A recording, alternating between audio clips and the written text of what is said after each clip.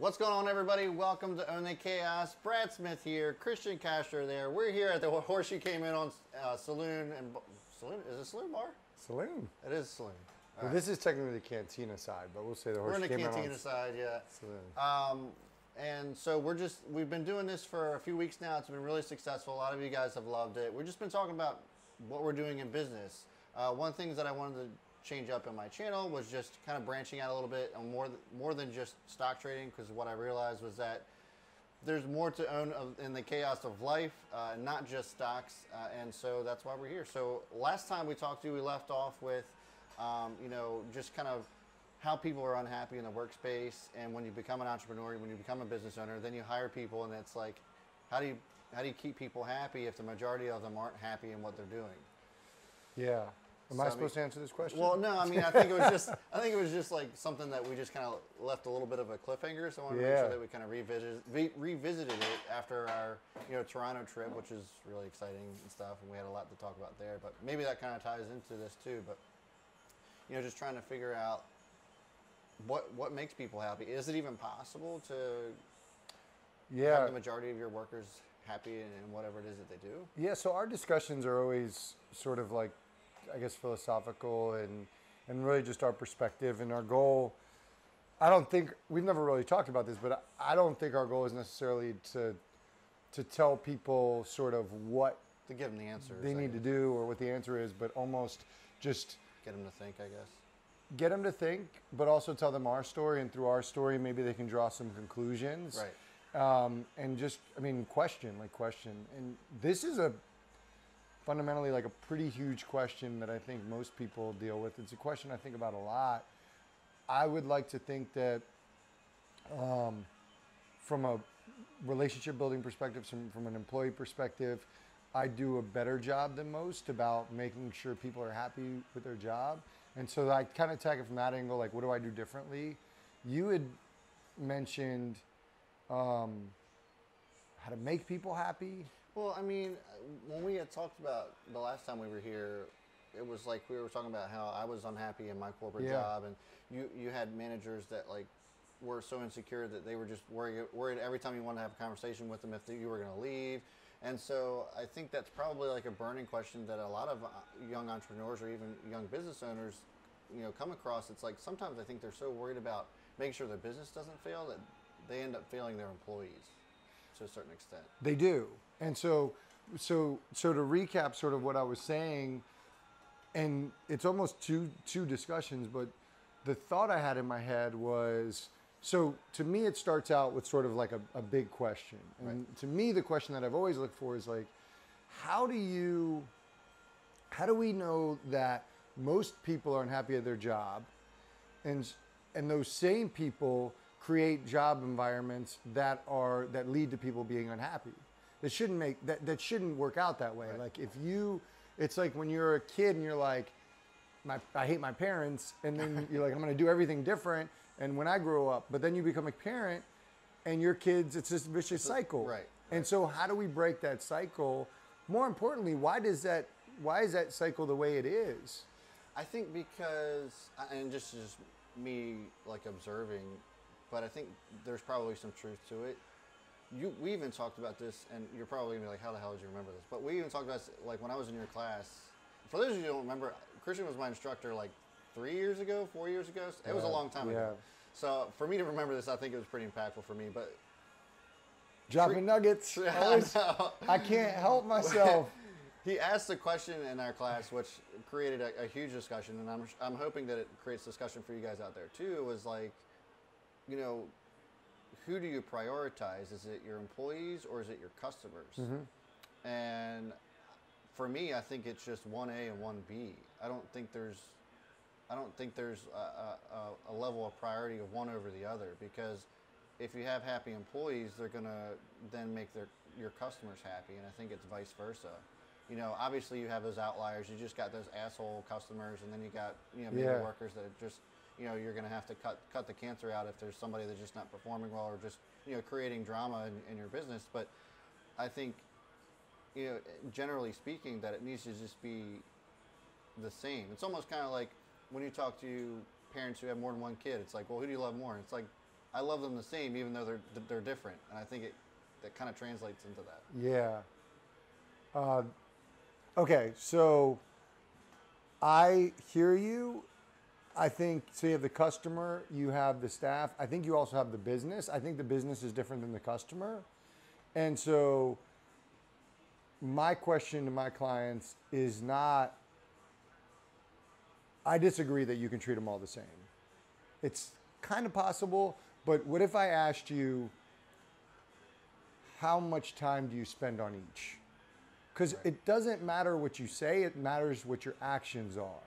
And that's the thing. No manager ever comes into a room and says, hey, you're not my priority. Every manager says the same thing. Right. You know, like, I hope you're happy here. Like, I want to create a great environment. I want to have an opportunity, give you opportunity for growth and all that great fluff. What the difference is lies in the actions. So that's really what's more important to me. When I'm dealing with clients, I don't really care what you say. I care what you're doing. Right. And if there's congruency between what you're saying and what you're doing, and I got news, most people, there's incongruency. Like, most people talk a big game, but they don't back it up. And it's not on purpose. It's because they get so caught up and they get so much in the thick of things that they just don't realize that, like, that they aren't making their staff a priority, because that which is always in front of us, that which is in front of us today and is going to be in front of us tomorrow, we tend to leave for the next day, or we push it back, and we only do what's in front of us. And usually our staff, you know, especially our happy staff, are the ones that we end up neglecting, because they're happy and they're not loud, they're not in front of us. And so that's, you know, not to go off the rails, but like, what I see is either you're not focusing on your staff, or you're focusing on the problem staff, which means your good staff are feeling neglected. Yeah. They get frustrated, morale gets low, and now your good staff have dropped into your bottom 20%. And then it begins. Yeah, so then, like, I mean, obviously there's a lot of pressure and responsibility on the business owner or the manager that, you know, is responsible for them. Sure. But, like, is there two sides of this? Is there part of it where you have good employees that should be at least coming to the manager or their boss and being like, hey, listen, you know, we haven't talked in a while, just having like just regular check-ins? Is it completely 100% on the manager, or is it on both? It's not either. It's an option, right? So it's a strategy, more like it. It's not on anybody. If it's important to the manager should make it a priority. Now, if a manager wants to mitigate it and knows, all right, I'm busy, I have a lot of stuff going on, maybe I'll try to coach them to start coming to me. That's a strategy to use. Yeah. But if a staff member is unhappy, I don't think a manager can say, well, you should take some of that responsibility because you didn't come to me. And some of them actually say that. No, it's not one way or the other. Some personalities lend themselves towards that. But if you're like non-confrontational and not, you know, don't like conflict, you're not going to approach your manager, and it's not because you're not a good employee. It's just your personality. Yeah, I guess that's probably true. I don't know. For me, I feel as if I was a manager and I said, hey, my door's always open. Yeah. I feel like I try to do whatever I could to make sure that they felt comfortable to come to me. And if they didn't do that, then I gave them every opportunity to come to me and talk to me. But if they didn't come to me, then it's like, and then they start complaining because I'm not doing something that they think I should be doing, then how am I supposed to know if nobody tells me? So I feel like that I don't know. There's checks in place. And I don't think that we're talking to you. Like, I've never. No, I just meant like in general, like if I was a manager, that. Yeah. So I would imagine that this is probably not something that you struggle with. Yeah. I would imagine if you have an organization, your employees are going to be happy. But the person who has a company that people are unhappy, and I've seen it before, they say the same things, but again, their actions don't reflect that. And that's where people really need to have more awareness. And it lies in the self-awareness to say, okay, are my actions matching what I say? Because here's a good example. This is what I used to do, but I've seen one of my clients do the same thing. He's a people person. He treats, if you met him out in the street, he'd, give you the shirt off his back, and he treats people like gold. Yeah. His staff isn't necessarily like one way or another, but they're not totally happy with him. He goes through phases. Well, one of the things that he does that I used to do is when I worked in the bar, I used to have so much on my plate, and I'd be running around, and I'd come through and I'd like not say anything to my employees. And I had this one employee who used to drive me crazy. And she used to always say to me, like, are you in a bad mood? And it would drive me crazy. Like, it was one of those things like, no, I'm not. But like, now I am. Like, you keep saying it, and like, now I'm in a bad mood. But with her, she kept saying it to a certain point. Like, we had a one-on-one, and I'm like, you like always say I'm in a bad mood, and it like, I don't understand. And she's like, well, every time you come in here, like, you don't even say hi to me. And it was this moment where I was like, wow. And I explained to her, and she's like, and you look like kind of upset, and I worry that I've done something or it's me. And so I explained to her sort of like from my framework, like what it looked like. I'm like, when I come in, I'm usually like with a purpose, and I'm going to my office and like I have something to do. Yeah. And when I'm in thought, most of us in thought look serious. Right. Didn't invalidate what she was saying. On my end, I was saying, wow, that makes a lot of sense. Or on my end, I was explaining to her why she may have felt that way. But then I'm also validating what she's saying. And now, what do? Every time I walk through the door, I say hi. And I make it a point, if you see me at any place I work at, I make it a point, the first thing I do is I go through the whole store and I say hi to everybody. And I really implore my clients to do the same thing, only because of this one conversation that I never knew it. I'm like, if you had asked me at the time, like, yeah, I'm great, my people are happy. Well, there was this underlying thing where that's how they started their shift off. Right. And it snowballed. The intent was never there. I just had a serious lack of you say hi a to lack of people on the awareness. street. I know. We just saw this. I just saw you this morning. You said hi to at least 6 people. Yeah. But that's important too. I think just a simple good morning goes a long way with people, and it doesn't take much out of your day. And even for me, just in my We Trade HQ community, just within Discord, I'll make sure that I tag everybody and say good morning, because people I think they actually just look forward to that. Just being just like, hey, I'm here. I hope you guys have a great day. And people just, I don't know, people are social creatures, and if you're just shut off from them, then and especially like in a social setting, like a chat room, if you're not if you're the leader of that group and you're not speaking in there, then it goes dead, it goes quiet. And I've seen that firsthand, where like if I don't talk for a day, I look through the chat room and it's completely quiet, because it's like, oh, Brad wasn't here, so nobody should be saying anything. And I'm hoping that one day it doesn't have to be that way, because I understand that we're still like young, but it is interesting to see how that works. Yeah, I think there's levels to it. It's even more complicated now with social media.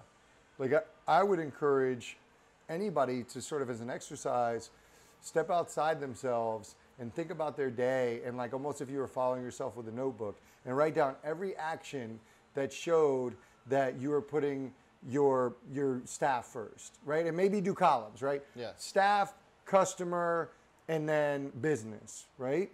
What would that list look like at the end? And like thinking about those actions, and so my interactions with people, which I've always been fairly social, but I do make it more of a point that if I see something, like I want to create something here in Fells Point where it is that like neighborhood vibe, and even tourists that come down the street, they do these ghost tours and they always end up right in front of my apartment. Yeah. And I'll say like, thank you so much for coming to Fells Point. Right? That's not my job, but it's important for me to create this feeling that most cities don't have. But thinking about that, I think there's levels. So if you're following yourself, right?